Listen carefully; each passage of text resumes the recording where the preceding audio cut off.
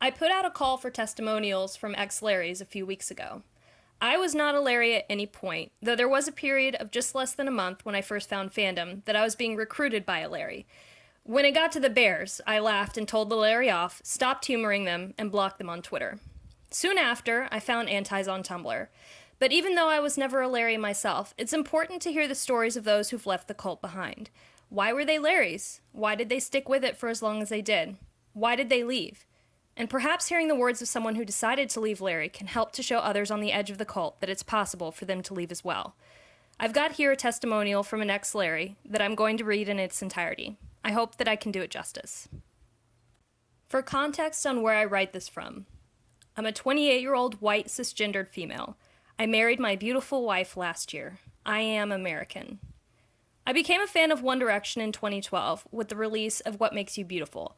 I have always loved boy bands, with my first love being the Backstreet Boys. I saw so much of what I loved in the Backstreet Boys present with One Direction, and I really stood no chance to not fall in love with a lot of them. I became a Larry almost immediately after becoming a fan. I accidentally stumbled into it via Tumblr. I hate Twitter, and I'm not a big fan of Instagram. I knew I needed a social media platform to follow the boys, and Tumblr reminded me of LiveJournal. I started following as many One Direction blogs on Tumblr as I could find. The first stream of blogs, unbeknownst to me, were run by Larrys. I learned about One Direction and each of the boys through their lens and viewpoint. I was shocked years later when I finally had my realization that Larry was not real, that so many of the facts that confirmed Larry to me were not, in fact, factual. Mind blown. I became a Larry because I believed everyone was. The way these blogs talked, it seemed like Harry and Louis' relationship was a poorly concealed secret in the entertainment world, and everyone knew about it. As a gay woman, I was enraged that the boys were being forced in the closet and not allowed to be who they truly were. That sentiment hit me very hard because I could relate to it on a personal, visceral level. I did a moderate amount of research on Larry. It mostly comprised of YouTube videos and dissertations from big-name Larrys. The comparisons between Larry and Lance Bass did most of the convincing for me. I wanted Louis and Harry to come out of the closet so badly it disrupted my life. I was completely obsessed. I was focused on the injustice of being closeted and bearded. I would refresh Tumblr so many times during the day with a dull knot in my stomach as I awaited the newest closeting technique of the day from Modest or Simon. My obsession was so disruptive that my wife actually staged an intervention and made me delete Tumblr off my phone. She told me I was spending more time on my phone obsessing over people that I would never know than with her. She also said that if it made me so unhappy to read things about the boys that conflicted with what I believed, then maybe I needed to take a step back and think about why that was. Smart woman, my wife. I presented her with all the evidence, and she never believed. What I got out of being a Larry was being involved with a group of people who I believed supported gay rights. It was a radical idea to me that made me feel amazing. People actually care about the community I'm in. This was before marriage equality was law of the land in the United States and before I was able to get married. I longed for a supportive community and found it within Larryland. I was a Larry who was always on the fringe. I was never a big-name blog. I reblogged mostly and commented on others' posts. I would eventually get a Twitter. I tweeted all the boys several times, but limited my comments to their current singles and how excited I was to see them on tour. I never tweeted about their personal lives. I also never tweeted any of their girlfriends or family members. I know the exact day I had my first seed of doubt about Larry. My wife and I saw the boys perform at MetLife Stadium August 5th, 2015. I was expecting to see discreet glances, fleeting touches, and obvious serenades between Harry and Louis.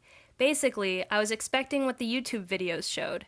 What I saw with my own eyes, however, was two lads who barely interacted at all.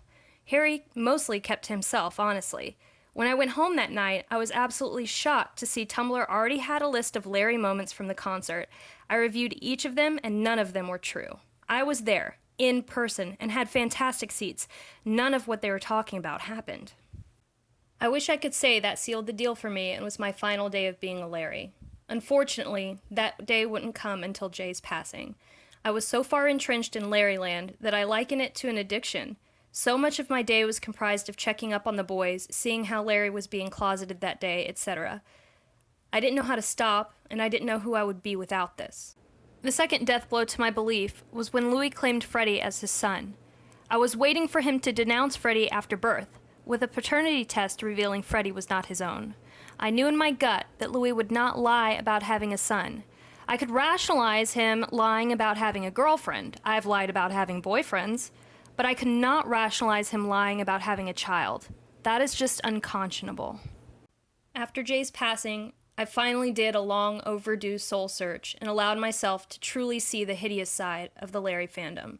I mostly stayed in my lane as a Larrie. I did not comment on Eleanor, Brianna, Freddie, Taylor Swift, etc. I focused only on Harry and Louis and their interactions together, but I could no longer ignore the brutal ugliness that was pervasive in the Larrie fandom. I could not be complicit in people saying Jay's obituary had lies in it. That was the final straw. Something inside of me just broke. I left the Larrie fandom that day and never looked back. I read as many ex-Larrie blogs as I could. I finally saw the truth, which was right in front of my eyes from day one. There were no fake girlfriends, hidden meanings in tattoos, or bears communicating secret information to us. There were only 5 lads living their lives out on the public stage. I was ashamed of myself for believing fallacies for so long. I truly apologize to the boys and anyone I've hurt through my beliefs. If I could take back that time, I certainly would. I think I would have enjoyed being a One Direction fan so much more had I not been obsessed with Larrie. I regret that. No one I was friends with wanted to remain friends. I was now the enemy, an ex-Larrie. But I made new friends, and I've never felt better. I'm not as active with the boys as I was, although I attribute that mostly to the hiatus. I've also made a point to support people who are actually gay, both in real life and in TV shows. The difference is life-changing. It feels authentic this time. To those of you doubting, there is a reason you are having pause. Listen to Harry and Louis. Listen to their actual words. Watch an interview of Louis talking about Freddie. See the joy in his eyes and how big his smile gets. You will find the truth there. I am on the other side, and it feels fantastic. Celebrating the boys as they are is such a triumph. There is happiness to be found. And that concludes this testimonial. If you're an ex-Larrie and want to tell your story, I'd be happy to read it. Please don't leave any hate for this ex-Larrie in the comments. Those will be deleted.